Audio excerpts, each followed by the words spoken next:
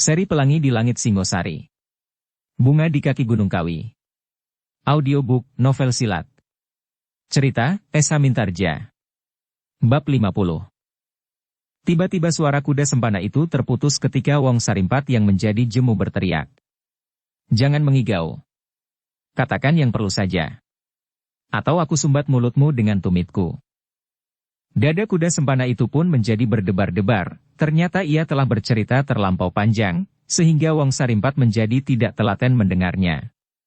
Orang yang kasar itu tidak biasa mendengarkan orang lain berbicara terlampau panjang. Tetapi kembali mereka terkejut ketika kemudian Kebo Sindet berkata datar. Biarlah Wong Sarimpat. Biarlah ia bercerita tentang musuhnya itu. Terasa dalam kata-katanya, alangkah besar dendamnya kepada anak muda yang bernama Mahisa Agni itu. Terasa sesuatu bergetar di dalam dada Empu Sada. Kalimat-kalimat itu bukanlah kalimat-kalimat yang biasa diucapkan oleh Kebo Sindet. Kalimat-kalimat itu adalah kalimat-kalimat yang tersusun dan seolah-olah mengandung suatu sikap persahabatan yang sangat baik. Namun justru karena itulah maka Empu Sada yang telah kenyang makan asin manisnya penghidupan, menjadi curiga karenanya. Meskipun demikian orang tua itu sama sekali tidak berkata sepatah kata pun. Berbeda dengan kuda sempana sendiri. Tiba-tiba ia merasa bahwa Kebo Sindet benar-benar dapat mengerti perasaan dan keadaannya. Karena itu maka dengan penuh pengharapan ia berkata. Terima kasih, Paman. Terima kasih. Ceritaku tidak terlampau panjang lagi. Aku hanya tinggal akan mengatakan bahwa aku ingin Mahisa Agni tertangkap hidup. Aku ingin ia melihat bendungan yang telah dibuatnya itu pecah dan aku ingin melihat ia menjadi sakit hati dan kecewa sekali. Ia harus mengalami penderitaan batin sebelum tanganku mencabut nyawanya. Bagus, bagus, sahut Kebo Sindet. Tetapi aku ingin tahu lebih banyak hubungan antara Mahisa Agni dan Ken Dedes. Menurut katamu keduanya adalah bukan saudara sekandung. Keduanya adalah saudara angkat meskipun tak ubahnya dengan saudara kandung sendiri. Menurut katamu, kalau Mahisa Agni terbunuh, maka Ken Dedes akan mengalami tekanan batin yang tidak akan teratasi. Apakah kau yakin? Aku yakin, jawab kuda sempana. Kalau Mahisa Agni terbunuh, maka Ken Dedes akan menjadi sedih sakit dan ia tentu akan mati. Kecuali keduanya adalah saudara angkat yang rukun. Mahisa Agni telah menyelamatkan gadis itu beberapa kali dari tanganku. Dengan demikian, maka ikatan di antara keduanya menjadi semakin erat. Tiba-tiba Kebo Sindet itu menarik nafas dalam-dalam. Tetapi tak seorang pun yang melihat di dalam kegelapan itu, bahwa wajah yang beku itu tiba-tiba tersenyum, meskipun senyumnya hanya sebuah senyuman yang sangat kecil. Kemudian terdengar Kebo Sindet itu bertanya pula. Apakah Tunggul Ametung benar-benar akan mengambil Ken Dedes menjadi permaisurinya? Demikianlah, jawab kuda sempana, tetapi apabila mungkin, maka gadis itu pun sebaiknya dipisahkan dari aku Tunggul Ametung. Kau masih menghendaki? Berkatalah. Kuda sempana diam sejenak. Namun kemudian terdengar ia menjawab perlahan-lahan. Ya. Sekali lagi wajah yang mati itu tersenyum di dalam gelap. Tak seorang pun yang melihatnya. Tetapi perasaan Empu Sada seolah-olah mempunyai mata. Ia melihat sesuatu yang tidak wajar, dan seolah-olah ia melihat senyum di bibir Kebo Sindet itu. Apalagi ketika Kebo Sindet itu kemudian bertanya. Di manakah dapat kami jumpai Mahisa Agni? Ia sedang membuat bendungan di Padang Karautan. Apakah ia sering meninggalkan padang itu untuk sesuatu keperluan? Mungkin. Tak seorang pun dari anak-anak muda Panawijen yang berani meninggalkan kelompok mereka. Aku kira, Mahisa Agnilah yang selalu mondar-mandir antara Panawijen dan Padang Karautan itu apabila diperlukan sesuatu. Kebo Sindet mengangguk-anggukan kepalanya. Di dalam kepalanya itu berputar suatu rencana yang tak diketahui oleh siapapun juga. Rencana yang lain dengan rencana kuda sempana sendiri. Jalan manakah yang biasa ditempuh oleh Mahisa Agni apabila ia pergi atau kembali ke Panawijen? Namun sebelum kuda sempana menjawab, terdengar Empu Sada mendahuluinya. Marilah kita pergi bersama-sama. Aku sudah mengetahui dengan pasti. Jalan manakah yang selalu dilaluinya? Kebo Sindet tertegun sejenak, tetapi kemudian ia berkata. Empu Sada, apakah kau akan memerlukan ikut bersama kami? Kamilah yang berkepentingan. Kalian berdua membantu kami. Kalian akan mengganggu kami, berkata Kebo Sindet. Kalau kau percaya kepadaku, serahkan semua persoalan ini kepada kami berdua. Kau berdua akan berhadapan dengan lawan yang terlampau kuat. Mungkin kalian berdua akan bertemu dengan Empu Gandring, Empu Purwa dan Panji Bojong Santi bersama-sama. Kembali Kebo Sindet terdiam. Ia mencoba memecahkan persoalan itu di dalam kepalanya. Tiba-tiba ia berkata, "Akan aku pikirkan. Tetapi kapankah kira-kira Ken Dedes akan kawin?" "Kami tidak tahu," sahut Kuda Sempana. "Tetapi aku kira segera akan dilakukannya." Kembali ruangan itu menjadi sepi. Kembali Empu Sada menimbang-nimbang sikap Kebo Sindet yang meragukannya itu. Tetapi ia tidak dapat menduga, apakah kira-kira yang akan dilakukannya. Namun dalam pada itu, harapan di dalam dada Kuda Sempana telah menyala berkobar-kobar. Hampir dapat dipastikan, ia akan dapat mengikat Mahisa Agni pada sebuah tonggak kayu. Melecutnya sesuka hati. Meludahi mukanya dan menggurat tubuhnya dengan pedangnya. Melumurinya dengan air asam dan garam. Kuda Sempana itu tersenyum sendiri. Musuhnya yang paling dibencinya itu sebentar lagi akan jatuh ke tangannya. Ia tidak peduli apakah ia harus menjual segala miliknya yang telah dikumpulkan selama ia menghambakan diri di istana. Timang emas, tretes berlian, pendok emas, bingel dan apa saja, asal dendam dan sakit hatinya dapat terbalas atas Mahisa Agni dan beruntunglah ia kalau kedua orang itu berhasil mengambil Ken Dedes dari istana. Dan angan-angan yang membubung tinggi itulah yang kemudian mendorong Kuda Sempana untuk kemudian berkata kepada gurunya. "Guru, bagiku, apakah kedua paman ini akan pergi tanpa kami, ataukah kami harus pergi bersama mereka? Bukanlah soal bagiku. Yang penting adalah Mahisa Agni jatuh ke tanganku." "Anak bodoh," desis Empu Sada di dalam hatinya. Tetapi yang diucapkannya adalah, "Kita tidak dapat mengumpankan kedua pamanmu tanpa kami. Kamilah yang tahu bahwa di sekeliling Mahisa Agni berdiri beberapa kekuatan. Bahkan mungkin Witantra, murid Bojong Santi akan menyerahkan prajurit-prajuritnya yang cukup memiliki kekuatan untuk menangkap kami dan kedua pamanmu sekaligus. Betapa kemampuan kami seorang, tetapi apakah kami masing-masing mampu melawan 100 orang Witantra sekaligus? Kau harus tahu Kuda Sempana, bahwa di istana mempunyai banyak kekuatan yang tersimpan. Banyaklah orang-orang yang sekuat kau. Meskipun aku gurumu, namun aku tidak akan mampu melawan kau dalam jumlah yang cukup. Sebab kekuatan seseorang itu suatu ketika akan mencapai titik puncaknya. Dan orang itu tidak akan mampu berbuat melampaui titik puncak itu." Kuda Sempana tidak dapat menjawab kata-kata gurunya. Karena itu ia pun terdiam. Tetapi yang terdengar kemudian adalah suara Kebo Sindet. "Baiklah. Kami akan berpikir malam ini.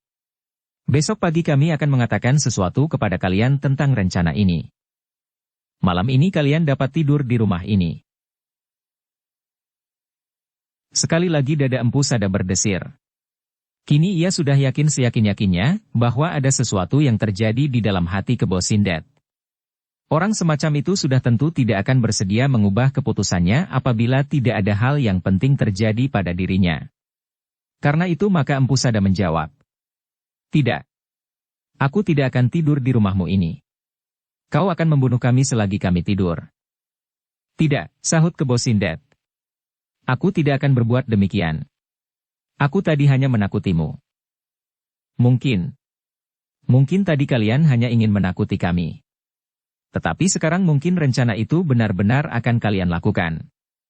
Aku ingin tidur di Bukit Gundul itu. Mungkin aku akan dapat menangkap harimau kumbang." Tak ada jawaban.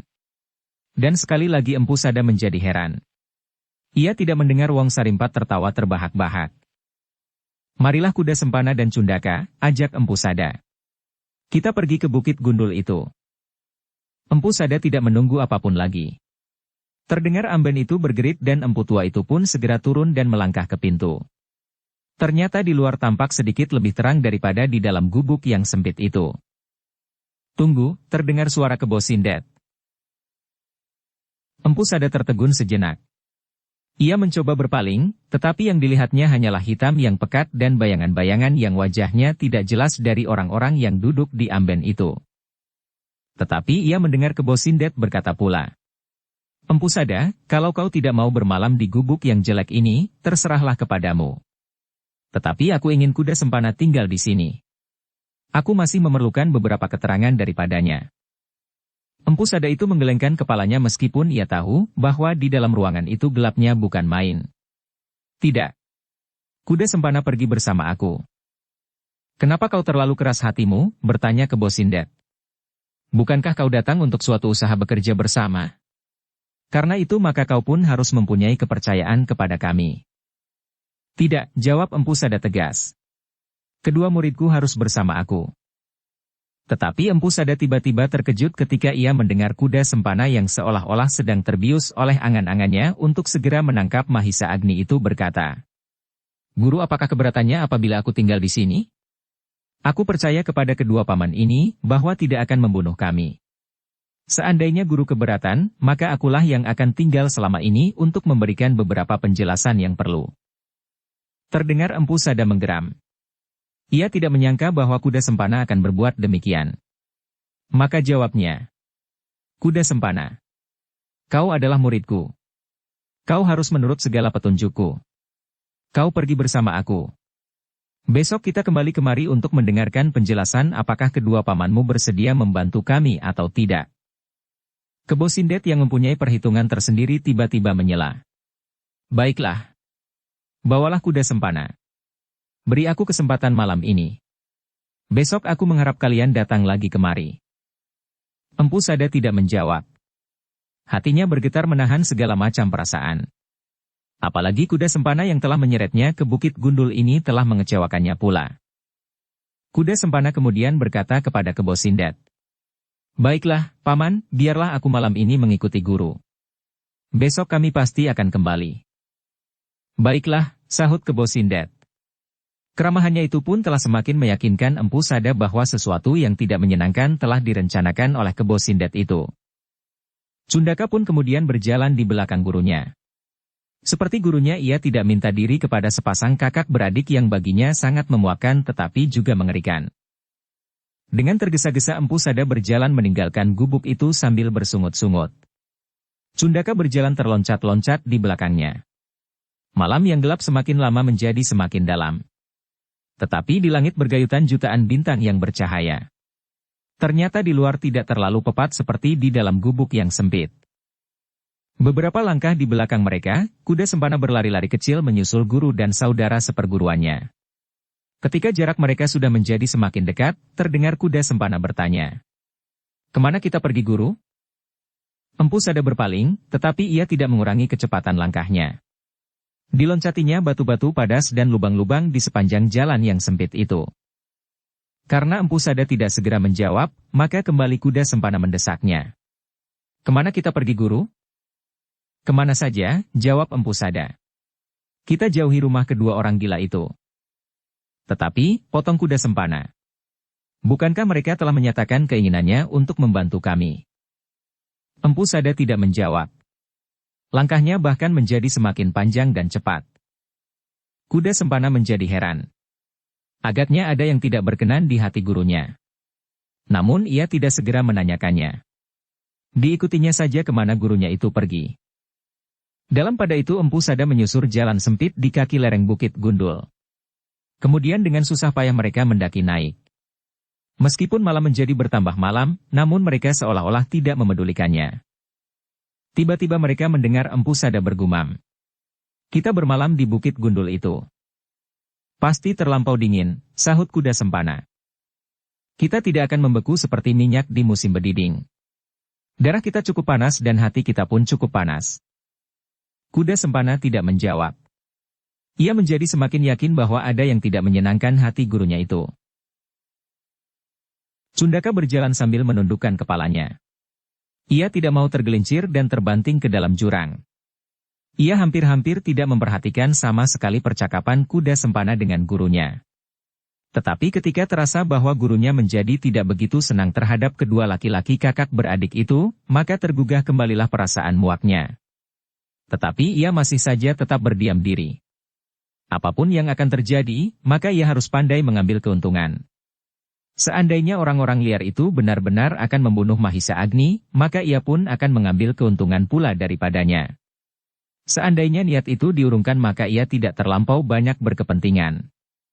Bahkan dengan demikian ia akan terhindar dari kemungkinan yang lebih parah. Apabila kemudian Aku Tunggul Ametung mengetahuinya, maka sasaran yang pertama-tama dari kemarahannya adalah gurunya, kuda sempana dan murid-murid Empu Sada yang lain. Demikianlah mereka bertiga memanjat tebing gunung gundul itu sambil berdiam diri. Kuda sempana pun tidak lagi bertanya-tanya. Sedang Empu Sada sama sekali tidak bernafsu untuk berbicara. Meskipun demikian orang tua itu berkata, "Siapkan senjata kalian. Di gunung gundul ini terdapat beberapa jenis binatang. Mungkin kalian akan bertemu dengan harimau kumbang yang mendaki dari hutan-hutan di sekitar bukit ini untuk mencari anjing-anjing liar. Tetapi anjing-anjing liar itu sendiri tidak kalah berbahayanya dari harimau-harimau kumbang. Tetapi yang lebih berbahaya adalah kedua orang liar itu. Mereka akan mampu menerkam kalian lebih cepat dari harimau yang betapapun buasnya." Kedua muridnya terkejut mendengar kata-kata itu. Tetapi yang lebih terkejut di antara mereka adalah kuda sempana, sehingga dengan serta-merta ia menjawab, "Guru, apakah guru berprasangka? Ketika aku menjumpai Paman Wong Sarimpat di lereng Gunung Gundul ini, maka kesan yang aku dapatkan memang tidak begitu baik. Tetapi bukankah Paman Kebo Sindet tidak sekasar Paman Wong Sarimpat? Bahkan Paman Kebo Sindet ternyata jauh lebih baik dari yang pernah guru katakan tentang kedua orang yang guru sebut sebagai orang-orang liar itu. Paman Kebo Sindet cukup ramah dan baik." Empu Sada menggeram. "Kau memang terlampau bodoh kuda sempana. Aku mengenal mereka berdua sejak lama. Sejak kakak seperguruanku masih hidup. Mereka adalah orang-orang liar yang tak dapat bersikap baik. Tetapi dahulu aku masih mempercayainya. Mereka waktu itu tidak mempunyai pertimbangan-pertimbangan lain kecuali berapa banyak kita akan memberinya upah. Tetapi sekarang aku melihat beberapa perbedaan. Mungkin mereka telah terlampau banyak menyimpan kekayaan, sehingga mereka mempunyai kesempatan untuk mempertimbangkan keadaan lebih seksama.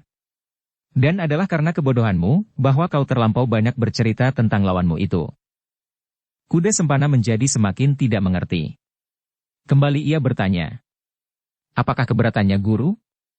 Bukankah kita akan bekerja bersama dengan mereka?" "Kita akan bekerja bersama dengan mereka," jawab Empu Sada. "Tetapi apakah kau yakin bahwa mereka akan bekerja bersama dengan kita?" "Mereka tidak mempunyai kepentingan apapun dengan Mahisa Agni," sahut kuda sempana. "Mahisa Agni adalah calon kakak ipar Aku Tunggul Ametung yang kaya raya, yang mampu menyediakan emas sebongkah dan berlian segenggam. Alangkah bodohnya kau." Kuda sempana masih belum dapat mengerti maksud gurunya dengan pasti. Namun menurut perasaannya, apapun yang akan dilakukan atas Mahisa Agni kemudian ia tidak perlu mempertimbangkan. Baginya asalkan dendamnya terbalas, maka tak ada lagi alasan untuk membuat perhitungan-perhitungan lain. Ia harus dapat melihat Mahisa Agni terikat pada tonggak kayu tanpa dapat berbuat apapun. Kemudian ia harus melihat betapa anak muda itu menjadi sangat kecewa karena bendungannya gagal. Yang terakhir ia harus mendengar kabar bahwa Ken Dedes menangis setiap saat menangisi kakaknya yang mati. Kemudian Ken Dedes itu pun akan mati pula. Adalah lebih baik baginya daripada setiap kali ia mendengar dan melihat gadis itu sebagai seorang permaisuri Aku Tunggul Ametung. "Gila," gumamnya di dalam hati. "Bahkan kalau mungkin Tunggul Ametung harus aku bunuh pula." Tetapi kuda sempana itu kini berdiam diri. Ia berbicara dalam angan-angannya. Berbicara kepada diri sendiri tentang kemenangan yang akan dicapainya untuk melepaskan dendamnya. Tanpa mereka sadari, maka mereka bertiga kini telah berada di punggung bukit gundul itu. Mereka berjalan di atas batu-batu padas yang keputih-putihan mengandung kapur. Di sana-sini bertebaran gerumbul-gerumbul liar seperti seonggok batu yang berserak-serak. Tetapi Empu Sada itu masih berjalan terus. Langkahnya masih tetap panjang-panjang dan cepat. Kuda sempana yang mempunyai kepentingan langsung dengan kedua laki-laki kakak beradik itu bertanya kembali. "Guru, di mana kita bermalam?" "Sejauh-jauhnya dari rumah hantu-hantu liar itu." "Kenapa sejauh-jauhnya? Besok kita akan terlalu payah. Bukankah kita besok akan kembali lagi kepada mereka?" Empu Sada menarik nafas dalam-dalam. Hatinya kini dicengkam oleh keraguan-raguan yang tajam. Sebagai seorang tua yang memiliki pengamatan yang jauh, terasa bahwa kedatangannya sama sekali tidak menguntungkannya. Juga tidak bagi murid-muridnya. Tetapi ia masih tidak pasti atas pengamatan perasaannya itu. Apalagi ketika didengarnya kuda sempana bertanya tentang apa yang akan dilakukan kini. Sejenak orang tua itu tidak menjawab. Tetapi langkahnya sama sekali tidak mengendur, meskipun malah menjadi semakin dalam dan angin yang dingin berhembus dari selatan mengusap kulit mereka yang dilumuri oleh keringat. Keringat yang mengalir karena ketegangan yang menghentak-hentak dada. Karena Empu Sada tidak menjawab, maka kembali terdengar kuda sempana bertanya. Guru, kemana kita bermalam? Bukankah kita dapat bermalam di tempat ini, tempat yang menurut pendapatku telah terlampau jauh? Tidak kuda sempana, jawab gurunya. Akhirnya Empu Sada tidak dapat menyembunyikan perasaannya, ia ingin menyelamatkan kedua muridnya itu dari bencana meskipun bencana itu belum pasti datang. Terus terang aku katakan sekarang kepadamu berdua, bahwa sebenarnya aku menaruh curiga kepada kedua orang itu. Kuda sempana terkejut mendengar kata-kata gurunya, dengan serta-merta ia bertanya. Kenapa guru curiga? Memang keduanya tampaknya terlampau kasar dan liar, tetapi menurut anggapanku mereka mempunyai dada terbuka. Dan bukankah mereka telah menanyakan banyak hal tentang Mahisa Agni? Terlampau banyak, sahut gurunya. Guru, aku tidak tahu, kenapa guru berkeberatan? Kembali Empu Sada menarik nafas dalam-dalam. Sebelum ia menjawab terdengar Cundaka berkata. Ya, aku pun curiga kepada mereka. Kuda sempana segera merasa tersinggung mendengar kata-kata saudara seperguruannya itu, sehingga cepat-cepat ia menyahut. Kenapa kau pun curiga? Sebenarnya kau tidak berkepentingan sama sekali dengan kedua orang itu. Lebih baik kau tidak usah turut menilainya. Cundaka mengerutkan keningnya. Ia tidak senang mendengar teguran kuda sempana yang kasar itu. Sehingga kembali ia berkata. Demikianlah tanggapanku atas kedua orang itu. Berkepentingan atau tidak berkepentingan. Tetapi bagiku mereka berdua adalah orang-orang yang kasar dan memuakkan. Kalau kau tidak mau bekerja bersama dengan mereka, pergilah, sahut kuda sempana. Tetapi jangan mencoba mengendurkan tekadku untuk membalas sakit hatiku atas Mahisa Agni. Tiba-tiba Cundaka itu pun berhenti. Wajahnya menjadi merah karena marah. Dengan tajamnya ia menjawab. Baik. Aku akan pergi. Aku tidak mau turut campur dalam urusan yang sama sekali tidak ada sangkut pautnya dengan kepentinganku sendiri secara langsung. Aku memang pernah mendendam Mahisa Agni. Tetapi aku akan tekun menambah ilmuku sendiri. Kalau kau tak berhasil membinasakannya, maka akan sampai saatnya akulah yang berbuat. Tetapi dengan tanganku sendiri. Jangan terlalu sombong, bentak kuda sempana yang tidak kalah marahnya pula. Tetapi ketika ia akan mengumpat-umpat lebih banyak lagi, terdengar Empu Sada berkata. Apakah yang kalian kerjakan itu? Apakah kalian akan berkelahi di antara kalian sendiri? Sedang kalian masing-masing mendendam anak muda yang bernama Mahisa Agni. Kedua muridnya itu terdiam. Mereka sekali berpaling, memandangi gurunya yang telah berhenti pula. Beberapa langkah Empu Sada itu mendekati mereka yang sudah berdiri berhadapan. Bahkan kuda sempana telah meraba hulu pedangnya. Ternyata kalian telah menjadi gila, berkata Empu Sada. Apa kau sangka bahwa setelah kalian berkelahi, maka urusan kalian dengan Mahisa Agni itu dapat selesai? Tetapi ia menghina kedua paman kakak beradik itu, guru. Aku mengatakan tanggapan perasaanku atas mereka berdua. Bahkan kuda sempana telah meraba hulu pedangnya. Cukup, bentak Empu Sada keras-keras. Betapa marahnya orang tua itu karena murid-muridnya bertengkar di antara mereka, sehingga tongkat panjangnya terayun-ayun hampir menyentuh wajah kedua muridnya berganti-ganti. Ayo.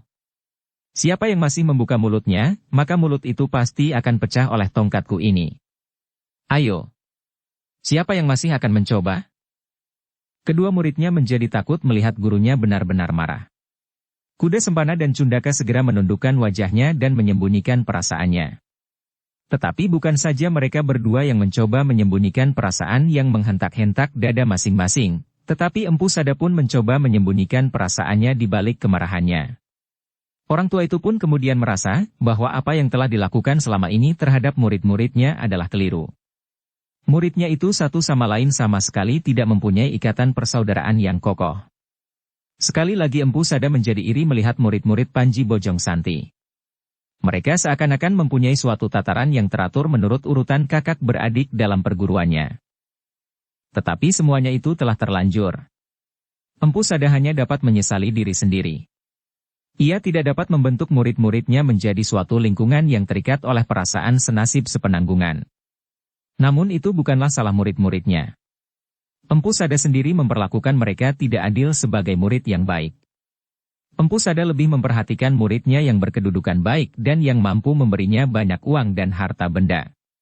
Tetapi murid-muridnya yang tidak mampu memberinya banyak dan tidak mempunyai kebanggaan apapun tentang dirinya, maka murid-murid itu hanya sedikit sekali mendapat perhatiannya. Sehingga dengan demikian, Empu Sada tidak mempunyai tanggung jawab yang sepenuhnya atas murid-muridnya, dan murid-muridnya pun tidak mempunyai kewajiban yang wajar atas gurunya itu. Murid-muridnya tidak menganggap gurunya sebagai seorang yang wajib dihormati dan disegani sepenuhnya, tetapi sebagai seseorang yang telah memberi mereka itu kepandaian setelah ia menerima upahnya. Kini Empu Sada menyadarinya. Tak seorang pun dari murid-muridnya yang mempunyai wibawa atas murid-muridnya yang lain sebagai seorang kakak seperguruan terhadap adiknya. Murid-muridnya merasa bahwa mereka satu sama lain terlepas dari ikatan semacam itu. Kalau ikatan itu ada, maka ikatan itu terlampau lemah. Namun kesadaran orang tua itu agaknya telah terlampau lambat. Kini ia dihadapkan pada keadaan serba sulit. Ia tahu benar bahwa kedua muridnya itu kini berada dalam keadaan yang berlawanan. Yang seorang ingin pergi meninggalkan tempat ini sedang yang lain ingin tinggal untuk mendapatkan orang-orang yang sanggup membantunya. Empu Sada itu tersadar ketika dikejutkan terdengar suara anjing liar menggonggong bersahut-sahutan. Desahnya sambil memandangi kedua muridnya itu berganti-ganti. Sekarang bagaimana? Kedua muridnya itu mengangkat wajahnya. Tetapi mereka masih ragu-ragu untuk menjawab. Namun sekali lagi mereka mendengar Empu Sada bertanya. Sekarang bagaimana? Yang mula-mula menjawab adalah orang yang menyebut dirinya Bahu Reksa Kali Elo. Kita pergi saja meninggalkan tempat ini. Tidak, potong kuda Sempana cepat-cepat. Kita kembali ke rumah Paman Kebo Sindet. Kita telah mengambil keputusan untuk memohon bantuan mereka. Dan agaknya mereka telah membuka pintu selebar-lebarnya. Iya, sahut Empu Sada. Mereka telah membuka pintu selebar-lebarnya. Tidak saja untuk memasukkan Mahisa Agni ke dalamnya, tetapi kita sendiri akan berkubur di dalam gua itu, apabila malam ini kita kembali. Yang berkedudukan baik dan yang mampu memberinya banyak uang dan harta benda. Tetapi murid-muridnya yang tidak mampu memberinya banyak dan tidak mempunyai kebanggaan apapun tentang dirinya, maka murid-murid itu hanya sedikit sekali mendapat perhatiannya. Guru terlampau berprasangka, jawab kuda Sempana dengan tegangnya sehingga urat-urat lehernya seolah-olah akan mencuat keluar. Empu Sada benar-benar menjadi bingung. Ia tahu bahwa ia berprasangka, tetapi perasaannya dengan kuatnya memaksanya untuk tidak kembali ke rumah itu. Malam ini, dan bahkan besok pagi.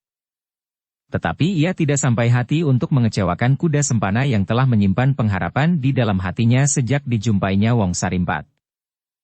Dalam pada itu terdengar Cundaka yang menyebut dirinya Bahu Reksa Kali Elo itu berdesis. Aku akan meneruskan perjalanan ini, Guru. Malam ini aku tidak akan bermalam di Bukit Gandul ini. Aku akan berjalan terus sejauhnya. Belum lagi kalimat itu habis, kuda Sempana telah memotongnya. Aku akan kembali ke rumah Paman Kebo Sindet dan Paman Wong Sarimpat. Aku tidak akan melepaskan kesempatan ini. Mahisa Agni harus tertangkap hidup-hidup. Bukankah guru seorang diri tidak sanggup melakukannya? Kuda Sempana, bentak Empu Sada. Apakah kau sudah kehilangan kepercayaan atas gurumu? Maksudku, sahut kuda Sempana cepat-cepat. Maksudku, guru tidak dapat menyelesaikannya sendiri karena ada orang-orang lain yang ternyata telah terlibat pula, seperti Panji Bojong Santi seperti yang pernah guru katakan, dan mungkin Empu Purwa. Ayah gadis itu yang sepengetahuanku selama aku tinggal di Panawijen pada masa kecilku, tidak lebih dari seorang tua yang sakit-sakitan. Namun ternyata guru telah memperhitungkannya pula. Tentang Empu Purwa bertanyalah kepada Kebo Sindet. Ia mengenal orang tua sakit-sakitan itu dengan baik. Jadi guru akan kembali ke gubuk itu? Saagni, sahut kuda Sempana. Kembali Empu Sada diamuk oleh kebimbangan. Sekali-sekali di kejauhan terdengar anjing liar menggonggong bersahutan. Empu Sada memasang telinganya baik-baik. Anjing itu telah menimbulkan kecurigaannya pula. Terdengar suaranya berkepanjangan dan berputar-putar di lereng Bukit Gundul ini. Apakah anjing itu melihat harimau, atau mereka melihat seseorang mendaki bukit ini, katanya di dalam hati. Tetapi ia tidak mengatakannya kepada kedua orang muridnya itu. Bagaimana guru, desak kuda sempana. Aku tidak akan kembali, setidak-tidaknya malam ini, sahut Empu Sada. Entahlah besok pagi-pagi. Mungkin malam ini aku dapat mempertimbangkannya. Tetapi malam ini aku akan bermalam di seberang Bukit Gundul ini. Kenapa terlampau jauh? Adalah adik Mahisa Agni. Banyak bahayanya di Bukit Gundul ini. Harimau, anjing-anjing liar dan orang-orang liar itu. Tetapi anggaplah kita tidak berprasangka apapun terhadap kedua laki-laki itu. Maka yang perlu kita perhatikan adalah anjing-anjing liar itu. Anjing-anjing liar itu datang dalam jumlah yang terlampau banyak. Lebih baik melawan 2 atau 3 ekor harimau daripada 50 ekor anjing yang menyergap dari segenap penjuru. Sebelum kuda sempana menjawab, terdengar Cundaka mendahuluinya. Aku akan pergi. Aku akan pergi. Tunggu, cegah Empu Sada. Akulah yang mengambil keputusan. Namun kembali orang tua itu mendengar gonggong anjing. Sahut menyahut melingkar-lingkar, sehingga orang tua itu terpaksa mempertimbangkannya. Cundaka yang hampir melangkahkan kakinya tertegun diam. Ia tidak berani melanggar kata-kata gurunya itu. Ia tahu bahwa kali ini Empu Sada berkata sebenarnya. Dan ia harus tunduk kepadanya. Wajah orang tua itu kini diliputi oleh ketegangan yang mencengkam hatinya. Di kejauhan ia masih mendengar gonggong anjing-anjing liar. Kadang-kadang menghilang, namun kadang-kadang serasa menjadi amat dekatnya. Dengan nada datar orang tua itu berkata, "Tidak, kita tidak boleh terpisah-pisah. Kalian dengar gonggong anjing liar itu?" Kedua muridnya menganggukkan kepalanya mereka. "Berapa jumlah anjing-anjing liar itu menurut dugaanmu?" Kedua muridnya terdiam. Namun tiba-tiba mereka merasa ngeri juga mendengar suara anjing itu. Terlampau banyak. Betapapun tangkas mereka mempermainkan pedang, tetapi mereka satu-satu tidak akan dapat melawan sejumlah anjing-anjing liar itu. Anjing-anjing liar itu dapat menyerang dari segenap penjuru. Selagi seseorang mengayunkan senjatanya membunuh seekor di antara mereka, maka seekor yang lain telah menerkam tubuhnya dari arah yang lain. Disusul yang lain lagi, yang lain dan berpuluh-puluh banyaknya. Apalagi mereka sama sekali belum mengenal watak dan tabiat anjing-anjing hutan yang liar itu. "Turutlah nasihatku," berkata Empu Sada kemudian. "Anjing-anjing liar dan harimau-harimau kumbang akan merupakan bahaya yang besar bagi kalian. Alangkah malangnya apabila kalian mati dikoyak oleh anjing-anjing liar itu. Bukankah lebih baik kalian mati dibunuh oleh Mahisa Agni?" Kedua muridnya tidak menjawab. Mereka kini mencoba memperhatikan suara anjing-anjing liar. Bersahut-sahutan tak henti-hentinya. Semakin lama menjadi semakin riuh. Tetapi kemudian mereka terkejut ketika mereka melihat bayangan yang kemerah-merahan bergerak-gerak di sisi tebing.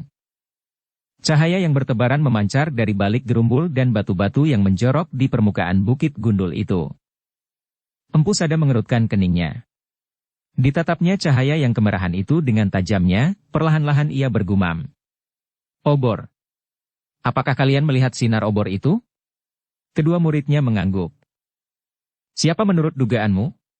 Adalah adik Mahisa Agni. Cundakalah yang menjawab. Kebo Sindet dan Wong Sarimpat. Mereka tidak memerlukan obor, potong kuda sempana. "Lalu siapa menurut dugaanmu kuda sempana?" bertanya Empu Sada. Kuda sempana menggelengkan kepalanya. "Aku tidak tahu guru." "Siapkan senjata kalian. Mungkin kita bertemu dengan orang-orang yang tidak bermaksud baik terhadap kita." "Aku sudah pasti," sela Cundaka yang menyebut dirinya Bahu Reksa Kalielo. "Mereka adalah Kebo Sindet dan Wong Sarimpat." "Persetan, potong kuda sempana pula. Kau menghina mereka berdua. Kau sangka bahwa mata mereka telah menjadi buta, atau setidak-tidaknya rabun? Mereka adalah orang-orang sakti. Apakah matamu lebih baik dari mata mereka?" "Aku tidak peduli. Di sini tidak ada orang lain kecuali mereka berdua," sahut Cundaka. "Kalau begitu kaulah yang buta," jawab kuda sempana. "Kau tidak melihat padukuhan di sebelah rumah Paman Kebo Sindet dan Paman Wong Sarimpat?" Orang-orang padukuhan itu tidak lebih dari mayat-mayat yang hidup, yang berbuat tidak atas kesadaran diri. Mereka adalah alat-alat yang bernyawa dari kedua orang-orang liar itu. Omong kosong. Kau tidak tahu apa-apa tentang kedua orang itu. Kau menjadi iri ketika kau melihat ada orang yang bersedia membantuku. Kau iri bahwa upah yang akan mereka terima tidak lagi akan aku berikan kepadamu. Kuda sempana, potong Cundaka. Aku masih sanggup menampar mulutmu. Aku bukan tonggak mati Cundaka, yang menyebut dirinya Bahu Reksa Kalielo. Tiba-tiba keduanya memutar diri masing-masing. Kini kuda sempana dan Cundaka telah berhadapan. Namun tiba-tiba pula mereka terkejut. Mereka menyadari diri mereka masing-masing ketika mereka berdua telah terpelanting jatuh berguling-guling di atas batu-batu pada siang keputih-putihan. Setan, terdengar guru mereka itu menggeram. Kalau kalian masih bertengkar, maka biarlah kalian aku bunuh bersama-sama.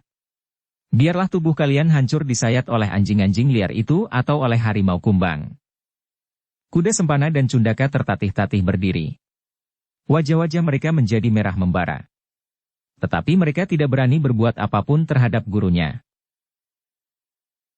Lihatlah, berkata Empu Sada. Obor itu menjadi semakin dekat. Sebentar lagi kalian akan melihat seseorang atau dua orang muncul dari balik batu-batu yang menjorok itu. Atau kalian akan melihat, apakah yang datang itu Kebo Sindet dan Wong Sarimpat atau bukan. Mereka berdua atau bukan, kita harus menerima mereka dengan penuh kewaspadaan. Kita harus mencoba menyatukan kekuatan kita, bukan kita hancurkan sendiri. Kuda sempana dan Cundaka tidak menjawab. Tetapi mereka pun berpaling ke arah yang ditunjuk oleh Empu Sada. Di kejauhan mereka melihat cahaya yang kemerahan bertebaran, semakin lama semakin dekat. Gonggong anjing liar pun semakin lama menjadi semakin hilang pula. Tetapi dengan demikian hati mereka bertiga menjadi semakin berdebar-debar. Dengan mulut terkunci dan mata tidak berkedip mereka menatap ke arah nyala yang memancar kemerah-merahan itu.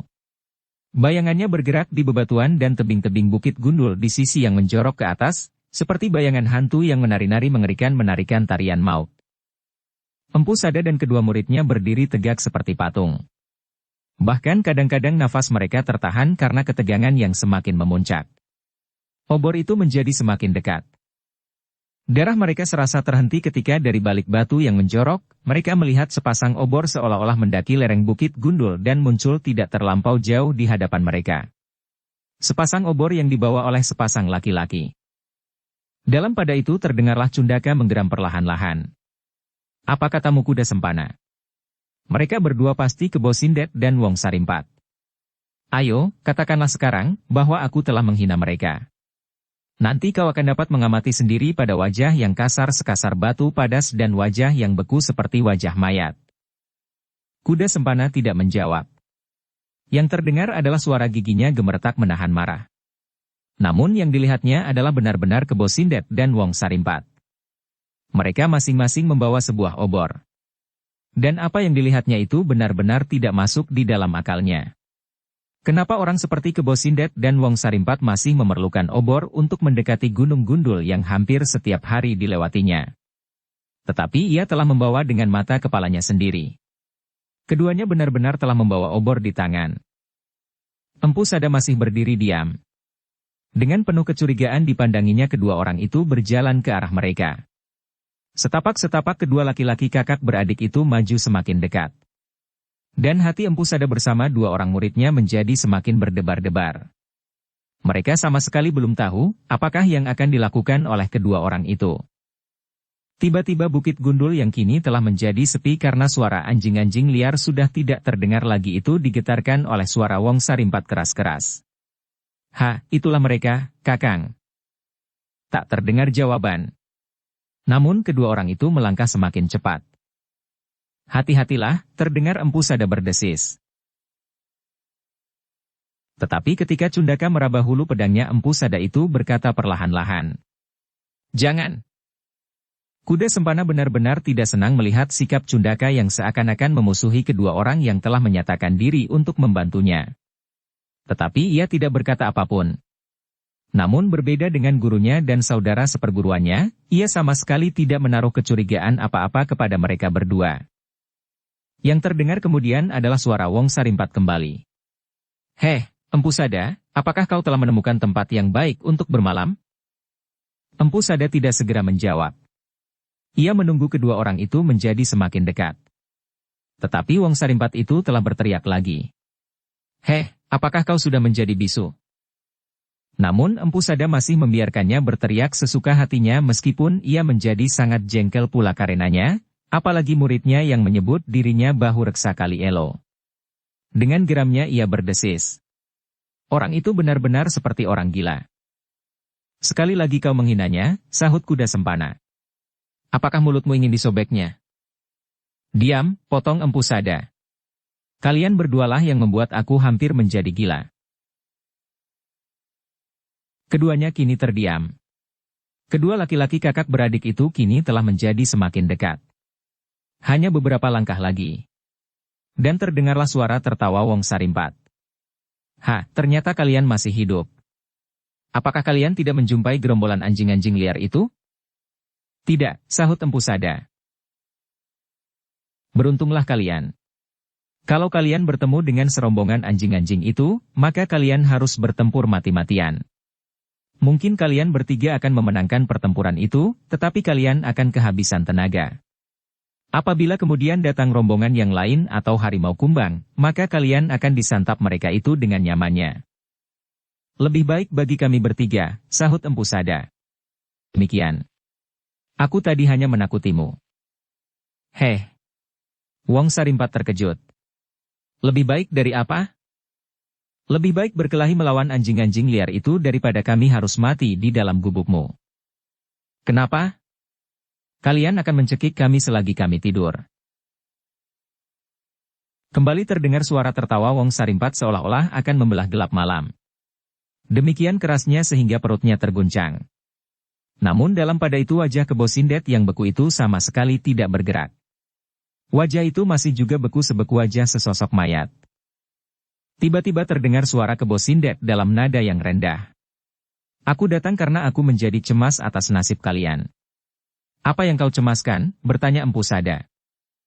Kalian belum mengenal bukit ini. Kalian belum mengenal penghuni bukit ini dan kalian belum mengenal siapa yang merajai bukit ini di malam hari. Empu Sada tertegun mendengar kata-kata Kebo Sindet itu. Kata-kata bersahabat yang terasa menyejukkan hati. Tetapi perasaan orang tua itu telah dicengkam oleh kecurigaan, sehingga setiap kalimat yang diucapkan oleh Kebo Sindet dan Wong Sarimpat terasa bagaikan sebuah jebakan untuk menjeratnya. Tetapi Empu Sada tidak segera menjawab. Dibiarkannya Kebo Sindet berkata terus. Karena itu kami datang kemari. Kami akan mempersilakan kalian sekali lagi. Tidurlah di rumah kami. Tetapi agaknya kalian telah benar-benar menganggap sikap kami terlampau menyakitkan hatimu sehingga kalian sama sekali tidak mau mendengarkan permintaan kami lagi. Terima kasih, sahut Empu Sada. Aku akan tidur di sini. Sekali lagi aku memperingatkanmu. Bagaimana dengan anjing liar dan harimau-harimau yang berkeliaran di malam hari? Empu Sada tidak segera menjawab. Disambarnya wajah kedua muridnya dengan sudut pandangannya. Empu tua itu melihat kesan yang berlawanan pada kedua wajah itu. Sekali lagi ia menyesal. Ia telah menyalakan kecurigaannya terlampau berterus terang di hadapan muridnya, sehingga Cundaka pun menjadi sangat curiga dan seolah-olah tidak akan dapat mempercayai apa saja yang dikatakan oleh kedua orang itu seperti perasaannya sendiri. Tetapi dengan demikian, ia telah membuat garis batas antara kedua murid-muridnya itu. Kuda Sempana sangat bernafsu untuk mendapat bantuan melepaskan dendamnya, sedang Cundaka yang tidak terlampau banyak berkepentingan lebih senang meninggalkan tempat itu karena sejak pertama kali ia melihat salah seorang dari kedua orang itu hatinya telah kecewa. Menurut anggapannya kedua orang itu benar-benar memuakannya, bagaimana Empu Sada, desak Kebo Sindet.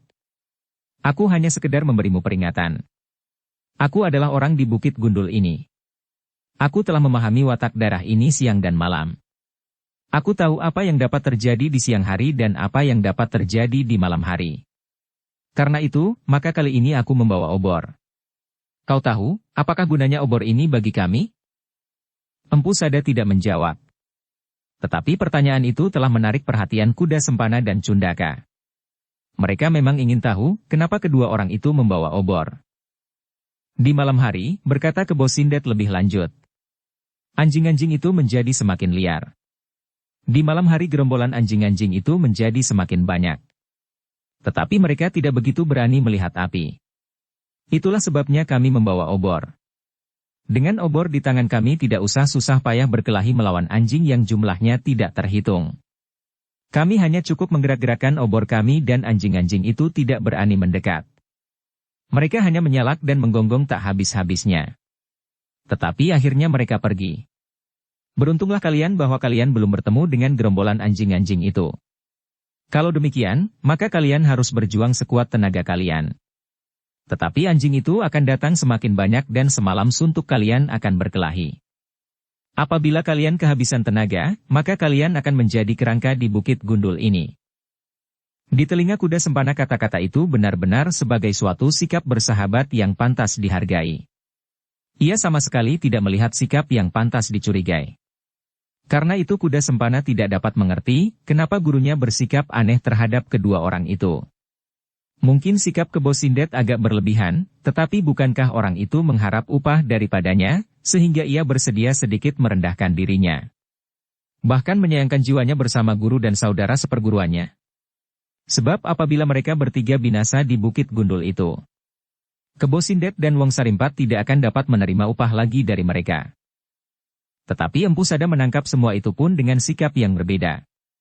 Seolah-olah terasa padanya, bahwa di balik sikap itu tersembunyi maksud-maksud yang sama sekali tidak menguntungkannya. Karena itu maka jawabnya. Terima kasih Kebo Sindet. Kalau kau baik hati kepada kami, maka biarkan kami tidur di sini. Berikan saja obormu itu kepada kami, supaya kami dapat terhindar dari gerombolan anjing-anjing liar itu. Obor ini tidak akan dapat menyala terus-menerus semalam suntuk Empu Sada, sahut Kebo Sindet. Kami akan dapat mencari daun-daun kering dan ranting-ranting perdu di gerumbul-gerumbul itu untuk membuat perapian. Kebo Sindet mengerutkan keningnya. Ketika ia berpaling memandangi wajah adiknya, tampaklah wajah itu disaput oleh kegelisahan. Agaknya Wong Sarimpat sedang menahan hati. Dalam pada itu Empu Sada pun sekali lagi mencoba memahami perasaan kedua muridnya. Kuda Sempana menjadi sangat kecewa mendengar sikap gurunya, sedang Cundaka bersikap acuh tak acuh saja atas pembicaraan itu. Namun sekali-sekali tampaklah wajahnya menjadi tegang dan sekali-sekali tampak jelas bahwa orang yang menyebut dirinya Bahu Reksa Kali Elo itu sama sekali tidak senang mendengar kata-kata yang diucapkan oleh Kebo Sindet. Meskipun demikian ia mencoba menahan dirinya. Tetapi mata Kebo Sindet dan Wong Sarimpat yang tajam, melihat wajah Cundaka seperti mereka melihat warna hati murid Empu Sada yang seorang itu, sebagaimana mereka dapat membaca hati kuda Sempana pula. Kebo Sindet yang mempunyai perhitungan tersendiri masih juga membiarkannya berbuat sesuka hati. Wajahnya masih saja membeku sebeku wajah batu-batu di pegunungan Gundul itu. Tetapi berbedalah dengan Wong Sarimpat. Wajahnya yang sekeras batu-batu padas menjadi semakin kasar. Sekali-sekali mulutnya berkomat kamit, namun tak sepatah kata pun yang melontar dari mulutnya. Bagaimana Empu? Terdengar suara Kebo Sindet datar. Berikan obormu. Satu kau tinggal di sini dan satu kau bawa kembali. Wajah Kebo Sindet sama sekali tidak menunjukkan perasaan apapun di dalam dadanya, tetapi Empu Sada yang cukup matang menghadapinya, melihat bahwa mata orang itu seolah-olah menjadi semakin tajam memandanginya. Dari mata itulah Empu Sada kini mencoba membaca perasaan Kebo Sindet. Sejenak mereka saling berdiam diri. Gunung Gundul itu menjadi sunyi kembali. Sunyi namun tegang. Dalam pada itu, hati Empu Sadalah yang menjadi gemuruh karena berbagai perasaan yang bergumul di dalamnya. Seakan-akan terdengarlah suara Empu Gandring berkata, "Hati-hatilah menghadapi kedua orang itu Empu. Mungkin kau akan ditelannya." Kemudian suara Panji Bojong Santi. Bagaimanapun juga, kau masih jauh lebih baik dari kedua orang-orang liar itu Empu Sada. Baru kini Empu Tua itu menyadari bahwa ternyata saat itu hatinya sendiri telah dibakar oleh kemarahan dan dendam atas kekalahan dan kegagalan murid-muridnya meskipun ia sendiri telah ikut merencanakan dan menangani usaha itu. Kebo Sindet dan Wong Sarimpat masih juga berdiri tegang di tempatnya. Sekali-sekali Wong Sarimpat mengeratkan keningnya dan mencoba memandangi wajah kakaknya. Tetapi wajah itu masih sekosong wajah sesosok mayat. Kuda Sempana dan Cundaka pun terpaku seperti sebatang tonggak mati. Namun pada wajahnya terpancar kesan yang berbeda-beda. Kuda Sempana mengumpat-umpat di dalam hatinya atas sikap gurunya, sedang Cundaka pun tidak senang mendengar jawaban gurunya itu. Cundaka ingin gurunya berkata, "Kita tidak mempunyai urusan lagi. Kami akan pergi. Kami akan kembali ke rumah kami." Tetapi gurunya masih saja menuruti nafsu Kuda Sempana yang baginya sama sekali tidak akan memberikan keuntungan apa-apa. Membunuh Mahisa Agni atau mendapatkan Ken Dedes, Cundaka tidak akan mendapat apapun juga. Mahisa Agni bukan seorang pangeran yang kaya raya, yang pada mayatnya terdapat zamrud, mirah, intan dan berlian. Anak muda itu sama sekali tidak bertimang dan tidak berkelat bahu emas murni. Apakah sepeninggal Mahisa Agni ia akan mendapat bagian batu-batu bendungan, atau berunjung-berunjung bambu? Yang mula-mula memecah kesepian adalah suara Kebo Sindet. "Empu, apakah kau akan keras kepala?" Empu Sada mengerutkan keningnya. Kini ia melihat sikap yang agak wajar dari Kebo Sindet. Orang itu adalah orang yang kasar. Setiap ucapan dan kata-katanya yang baik, sopan dan teratur pastilah menyimpan sesuatu maksud tertentu. Tetapi apabila ia mulai berkata wajar menurut keadaan, sifat dan wataknya, maka agaknya ia akan mulai berterus terang. "Jangan hiraukan aku," sahut Empu Sada. "Kau tidak berkepentingan apapun juga seandainya kami dicincang oleh anjing-anjing liar atau oleh macan kumbang sekalipun. Tetapi kalian adalah tamuku. Aku bertanggung jawab akan keselamatan sekalian." Tiba-tiba Empu Sada tertawa mendengar jawaban itu. Katanya, "Sejak kapan kau menjadi terlampau baik hati? Sejak kapan kau merasa bahwa kau adalah tuan rumah di rumahmu sendiri?" Kebo Sindet terdiam. Ketika ia berpaling melihat wajah adiknya, maka wajah itu telah memerah darah. Namun dada Kebo Sindet itu berdesir ketika ia melihat wajah Cundaka yang seperti Wong Sarimpat, memancarkan kemarahan yang menyala-nyala di dalam hatinya. Meskipun demikian wajahnya yang beku masih juga membeku. Tetapi terdengar ia bertanya, "Heh tikus kecil, kenapa matamu menyorotkan kemarahan? Wajahmu yang jelek menjadi bertambah jelek." Cundaka hampir saja menjawab pertanyaan itu dengan kasar pula, seandainya Empu Sada tidak menggamitnya. Dan Empu Sadalah yang kemudian menjawab, "Jangan hiraukan anak itu, dan jangan hiraukan kami semuanya. Kalau kau baik hati, berikan salah satu obormu. Kalau tidak, tinggalkan kami di sini. Kami akan menjaga diri kami sendiri." Tetapi, sahut Kebo Sindet, yang kata-katanya amat mengejutkan, apalagi bagi Cundaka. "Mata muridmu yang seorang itu amat menarik. Bagaimana kalau aku mengambilnya sebelah empu?" Dada Cundaka seakan-akan hampir meledak mendengar penghinaan itu. Tetapi sekali lagi terasa tangan Empu Sada menggamitnya, sehingga kembali ia menyadari dirinya, dengan siapa ia berhadapan. Namun sakit di dalam dadanya, terasa menjadi sangat pedih. Yang menjawab adalah Empu Sada pula, katanya. "Mata itu masih sangat berguna baginya. Kau tidak akan dapat mempergunakannya. Karena itu jangan bersusah payah. Aku akan menasihatinya, supaya ia dapat mempergunakan sebaik-baiknya. Tetapi kau jangan membuang waktu untuk urusan-urusan yang tidak berarti. Sekarang bagaimana dengan obormu? Kalau perlu, maka obor itu akan dapat diperhitungkan sama sekali dengan upah yang kau kehendaki atas bantuanmu menangkap Mahisa Agni." "Aku belum membicarakan tentang upah yang ingin aku minta darimu," sahut Kebo Sindet. "Tetapi kalau kau sudah menyebut-nyebutnya, maka biarlah aku mengatakannya. Upah itu tidak terlampau banyak. Beberapa kerat emas dan sebelah mata muridmu itu." Cundaka hampir-hampir tidak dapat menguasai dirinya mendengar kata-kata Kebo Sindet. Namun sebelum ia menjawab, terdengar Empu Sada mendahului. "Bagus. Itu permintaanmu. Tetapi bukankah kami dapat menawarnya? Kalau ternyata tawaran kami tidak sesuai, maka permintaan kami akan dapat kami batalkan. Bagaimana tawaranmu?" "Anak itu tidak berkepentingan," sahut Empu Sada. "Karena itu, maka ia tidak akan dapat turut membayar upah yang kau kehendaki itu. Semuanya akan dibayar oleh Kuda Sempana. Tetapi sudah tentu tidak sebelah matanya. Tetapi mata Kuda Sempana tidak segarang mata muridmu yang satu itu Empu. Mata itu seperti mata burung hantu." Sebelum Empu Sada menyahut terdengar suara Wong Sarimpat seperti akan memecahkan selaput telinga. "Mata yang demikian itulah Empu, yang dapat kami pergunakan untuk tumbal keselamatan pekerjaan kami." Kemudian terdengar suara Wong Sarimpat tertawa. "Berkepanjangan. Jauh lebih mengerikan dari suara anjing liar yang menggonggong bersahut-sahutan. Bersambung ke bab 51. Dukung kami dengan subscribe, follow, like, komen dan share. Terima kasih.